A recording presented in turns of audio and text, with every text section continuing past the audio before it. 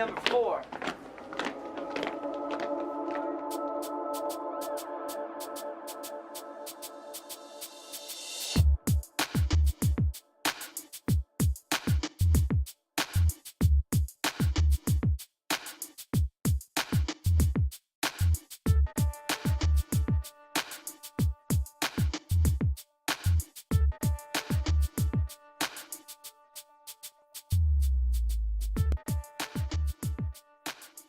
To make smart choices. It's not easy to make smart choices because you have all your friends around and the peer pressure and everything, but it could be easy, but it can't be, so it's kind of like 50-50 depending on what kind of person you're.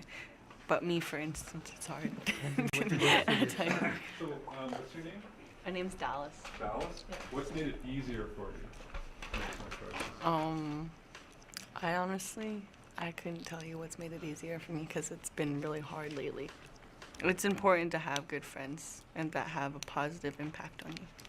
Okay, the next question is about culture and how culture, how does culture help you, or what does culture involve, in school or a part of your life? Some people say that our culture's died. I don't believe it.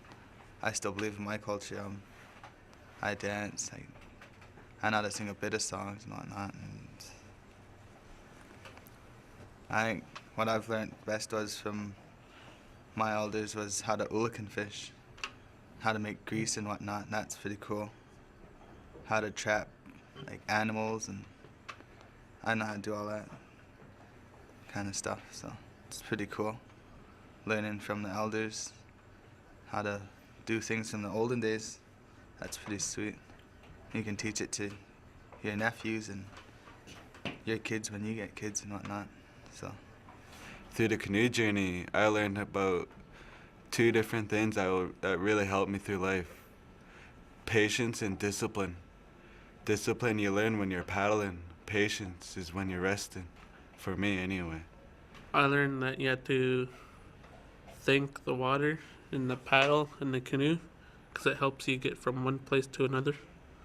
And if you do anything wrong or anything, it'll slow you down. You can feel it on the canoe.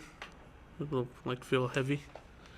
And if you can't be on the canoe if you're mad or anything.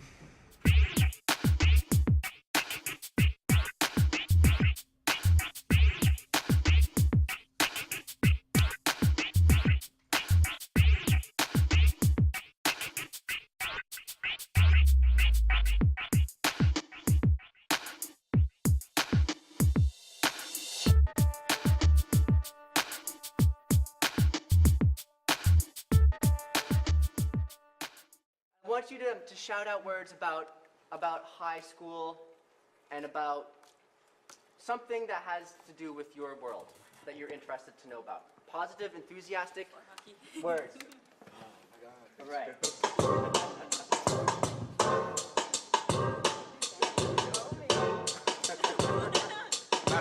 Okay, here we go. I was in high school on the team playing basketball. That's right, yo, I'm only 5'5" small. In the tall, chilling in the hallway. You can see me bustin' freestyle always. People in the room when we all get down. Listening live DJ original sound. We like to play, verbally we sway. Coming in, check out, we're on TV. Yeah, that's what we do. I'm waiting for you. Come give me another word so I can rap with it too. Yelling when I'm telling. That's why it sounds so funky, beat and smelling. That's right, we got a whole rap class. Rap class, yo, it's a rap class. Yo, hopefully the workshop will last. That's right, incredible insight. We are gonna be rapping things that is tight. We got a video live on the video screen. That's right, my name is Mike Sheen. Alright. You can clap, Ryan. What do you think it takes for someone to stand up in front of a group of people and to start saying words? Courage. Courage. Good. What else? Confidence. Confidence. Good. What else? Mind power. Yeah, mind power. How can we as a group build confidence, courage, and mind power? Support. All right. We can support. That's good. Yeah, just write the word support down. Yeah, big. Oh, you want it big? That's good. Yeah. What else do we need if we want courage, confidence, and mind power? How can we build that as a group? What do the Tigers do? Play. Are you willing to be playful? How do you want to be treated for the next 50 minutes? Huh? Yeah, okay. Thanks, Darla. Respect.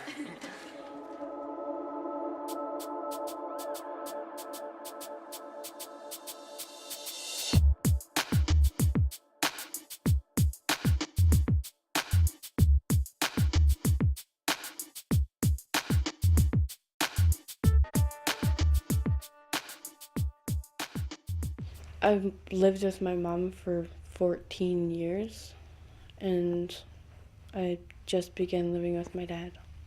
It's difficult,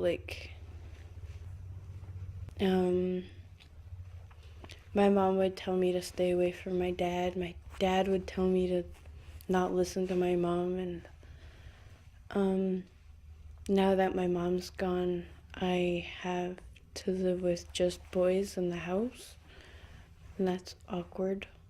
When my mom left, I didn't know how to connect with my dad, and so 2 months after she left, I packed my things and I ran away to her because I wasn't ready to connect with my dad yet, because I was always told to stay away from him and lie to him and just keep things away from him.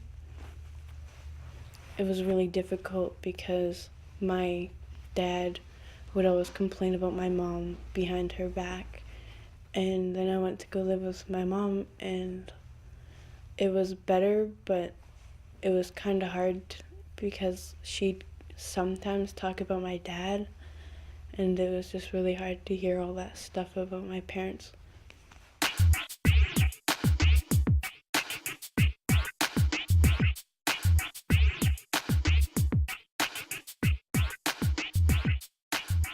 My dad committed suicide when I was young, so I lived with my mom my whole life, and she had her troubles being a single parent. It was kind of stressful for me because I was younger and I had my own problems, like just dealing with my dad's and like just the stress of school and everything, and then I had to worry about him on top of that, and I felt like a parent when I was like young. I just thought I was going to be stuck there for the rest of my life because most of the people don't leave the community, and I didn't want to do that because I was like traveling and going everywhere. So I thought if I got out when I was younger, I can leave. All right, check it out, everybody. This is the box, all right? And let's just say that all of the stereotypes of being a First Nations is inside this box. So I want you now just tell us as a group some of the things that are stereotyped on First Nations people here. Where's Indian? Indian. Chug. Chug. Chindian. All right. Quitting school. Have you heard any of these stereotypes? Yeah. Yeah. All of them. Okay.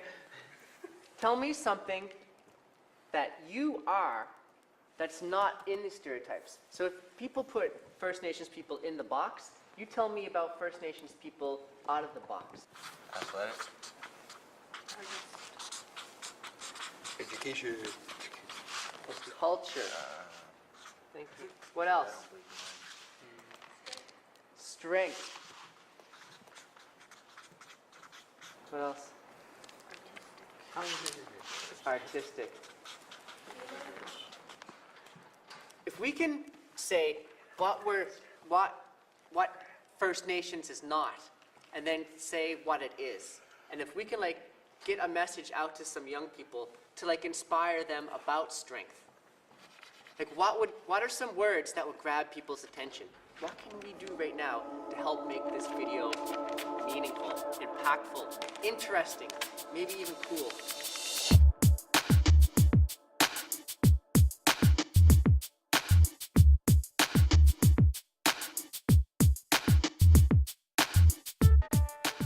Grade 8 and grade 9 were a challenge for me. I went through a hard time and was close to dropping out of school, but I didn't. From going to middle school when you weren't even allowed to leave the school property at lunch or whatever, and then you go to high school and there's so many more kids, and you can leave the school, I don't know, it's just so much easier just to miss classes and say, oh, science, I don't like science, I'm just not gonna go. Well, my mom, I wasn't really talking to my mom. She was with a guy that I didn't really like, and she was drinking a little bit, and my grandma was just sobering up after like 3 years, so just a lot of stuff going on. I thought I was the only one at that time, but there's a lot more kids being raised by one parent or lots of divorce or whatever going on. So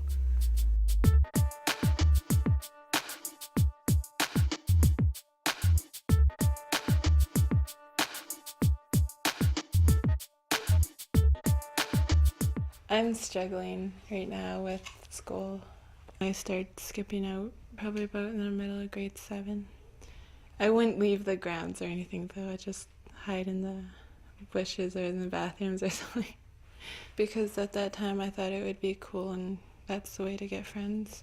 Now I'm getting strong enough to say that, say no to skipping and going out, and now these years I'm trying to get them to stop skipping and get into class. That's just, I think, where it went wrong for them. It's just something to do with their family. So they think that their families wouldn't care if they skipped out. That's what they always told me, is that they had never find out that I'm skipping. So that's why I thought it would be okay. My good influence is Shannon. She's a little younger than me, but she's always gotten me to class and getting me on time to class so I wouldn't be in much trouble. And now I've come even closer to the older natives, and they're helping me if people are trying to, if they see me in the halls or anything, they'll tell me to get to class and everything. So because they're pretty much like my family too.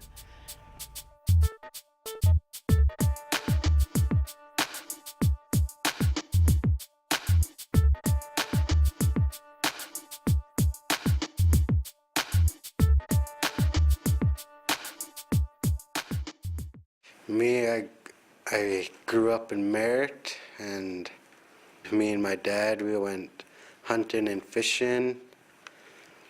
Yeah, that was fun. Well, my mom, she got a job here, so, because there wasn't no work in Merritt for social work. There was a lot up here, so we just moved up here. I had to, because my mom wouldn't let me stay with my dad. They broke up about two years ago. It's sort of hard because I got close to my dad and I live up here. I miss him a lot. Living in a small town, it's too small. I have nothing to really do there. My friends, they just started to get in crystal meth before I left. Yeah, I think it's because they maybe had something bad happen to them when they're younger or something, and they try to hide it through the drugs, take the pain away from the drugs and alcohol. And I think they do it so they're cool, fit in. All right, everyone stand up. Yay. Which one do you like first? Like to be frustrated with all the stereotypes. Our culture is our strength. Our culture is our life. In the yin, chugs, half-breed, in Jun, we're not stereotypes. We're still standing strong. Okay, so repeat after me. Life can be frustrating with all the stereotypes. Life can be frustrating with all the stereotypes. Our culture is our strength. Our culture is our life. From the top, everybody. 5, 6, 7, 8. Life can be frustrating with all the stereotypes. Our culture is our strength, our culture is our life. Indian, Chugs, half-breed, Injun. We're not stereotypes, we're still standing strong. Oh, damn, that's good.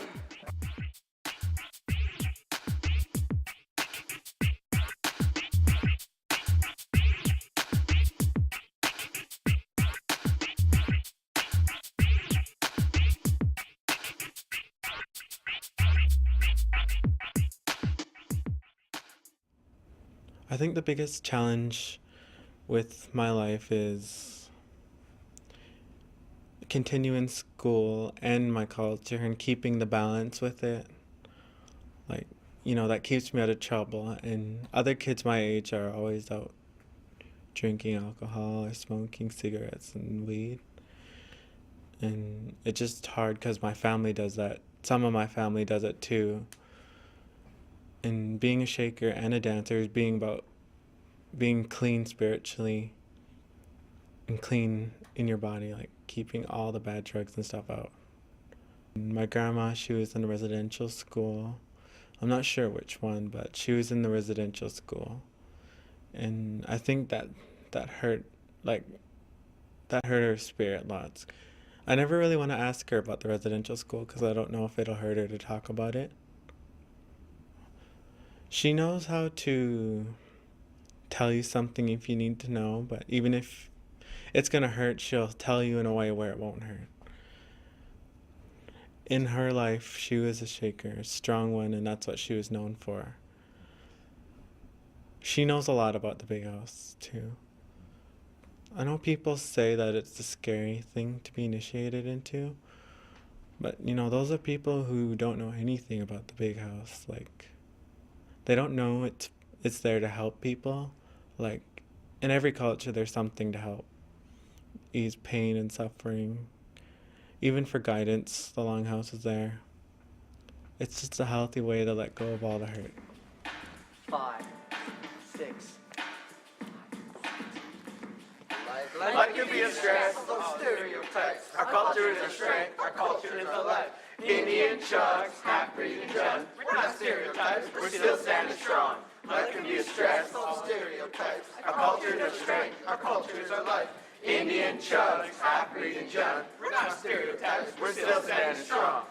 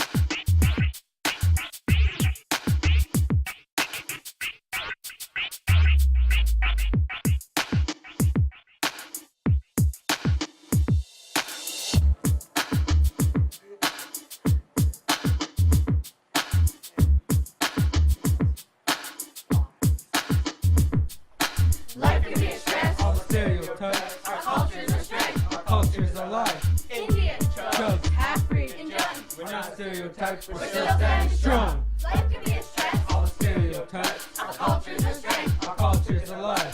Indian, Chugs, half-breed, and Jun. We're not stereotypes. We're still standing strong. Life can be a stress. All the stereotypes. Our culture's our strength. Our culture's alive. Indian, Chugs, half-breed, and Jun. We're not stereotypes. We're still standing strong.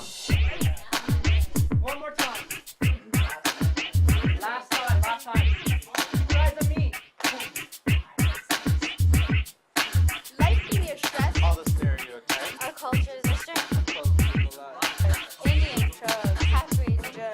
We're not stereotypes, we're still standing strong. Awesome. Don't give up. It may not seem like it at the time, but things do get better. I kept a little journal thing and I just write in it whenever I could or if I had the chance to. Because I know middle school was tough for me, so if there was someone to talk to, it probably would have been a little easier. I have 2 elders, my grandma and grandpa, and because they are really important roles in everybody's lives because we can learn from their experiences. I can learn everything that I need to know from my grandma and my grandpa because they've been through lots in their life. I think they would be sane to stay into school and become something and represent First Nations or Métis and status Indians in a good way. My niece and nephew, they need someone to look up to, so I just